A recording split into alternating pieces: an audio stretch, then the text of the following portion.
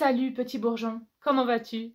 J'espère que tu as passé un très bon Lunasa. Je te fais cette vidéo aujourd'hui pour te raconter une histoire. Je vais te raconter l'histoire de Mélusine qui voyage dans le temps et retourne dans le passé, au XIIIe siècle, pendant l'Inquisition.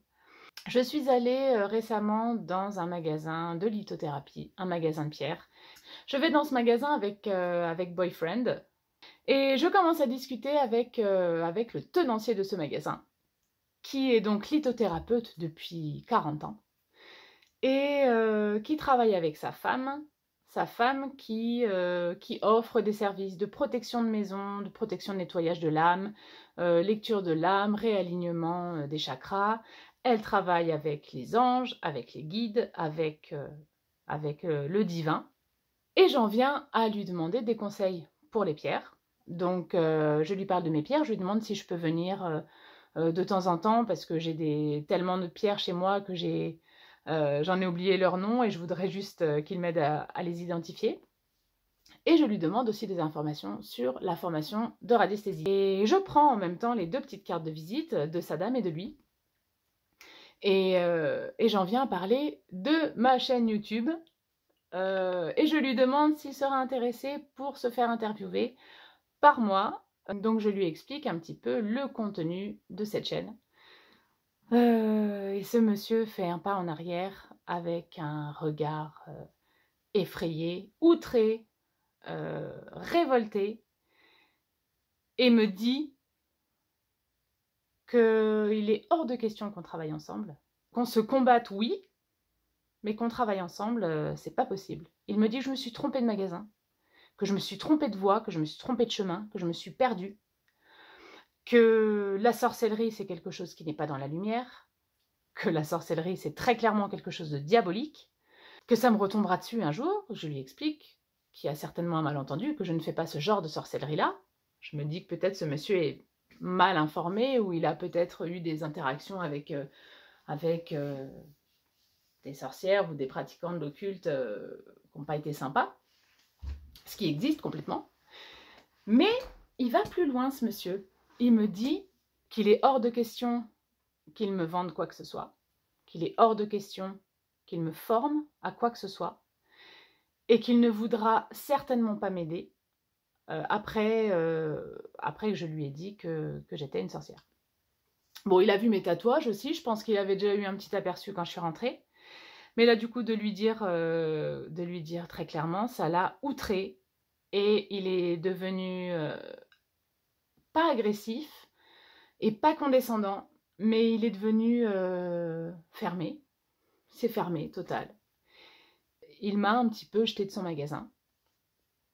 Gentiment, mais quand même. Il m'a discriminée, très clairement. Là, c'était de la discrimination pure et dure.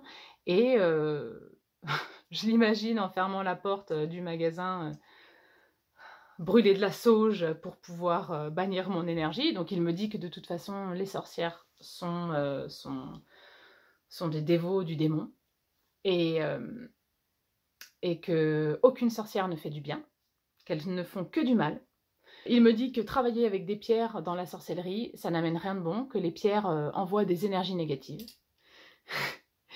et que de toute façon, c'est impossible que je fasse du bien. Alors, mon petit bourgeon, tu me connais? En tout cas, j'espère que tu as bien cerné ma personnalité, et je peux t'assurer que je ne fais jamais de mal. Même quand c'est de l'autodéfense, j'essaie de passer par des chemins, de régler des choses avec moi-même, plutôt que de régler des choses sur la personne qui me fait du mal. Mais ce monsieur, très clairement, me dit que je suis dévot de Satan, que je suis un suppôt de Satan, et que tous ceux et toutes celles qui pratiquent la sorcellerie ou qui pratiquent n'importe quelle forme de magie est du côté du diable. Donc ce monsieur était manifestement catholique, il avait tous les apparats, et il me dit que eux ils travaillent dans la lumière, ils travaillent avec le divin, ils travaillent avec les anges et qu'on est complètement en opposition. Je tiens à te dire, mon petit bourgeon, ouais je sais, je te tutoie, ça y est.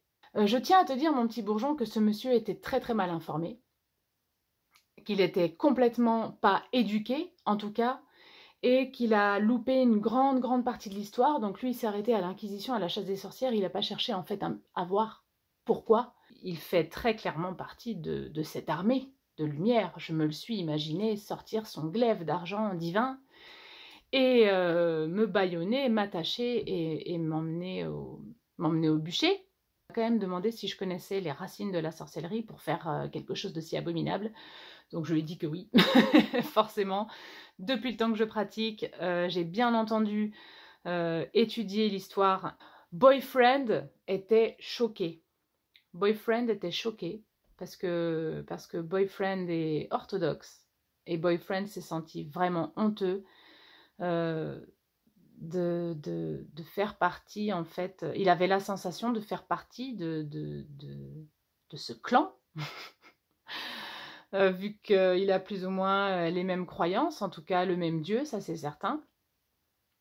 Mais il était choqué de voir à quel point j'avais gardé mon calme. Déjà, il était très surpris parce que c'est pas du tout mon genre. Et vraiment choqué de l'intolérance, en fait, et de l'indécence dont il a fait preuve, ce monsieur, quoi.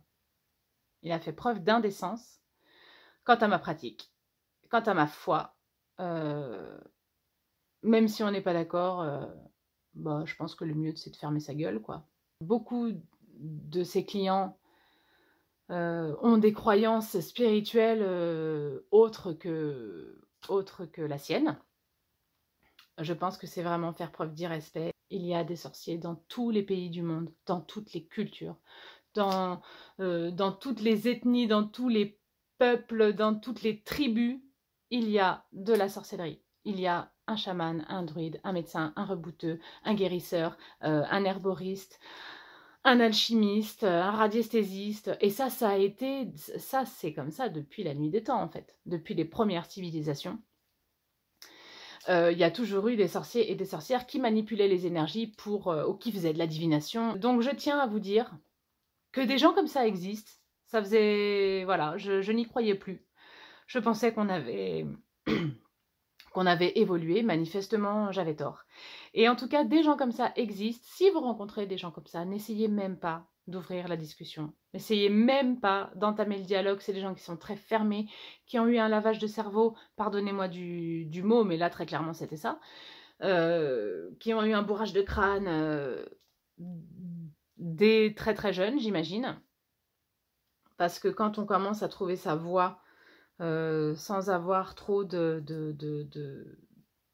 montage de tête comme ça, en général, on fait preuve d'un petit peu plus de discernement et d'acceptation. En tout cas, j'aime à le croire. Tu le sais qu'il y a des gens malveillants, qui sont avides de pouvoir, avides de contrôle. Donc ces gens-là existent. N'essayez pas d'entamer le dialogue parce que ça sert à rien. C'est des gens qui sont absolument convaincus qu'ils ont raison, qu'ils ont la vérité.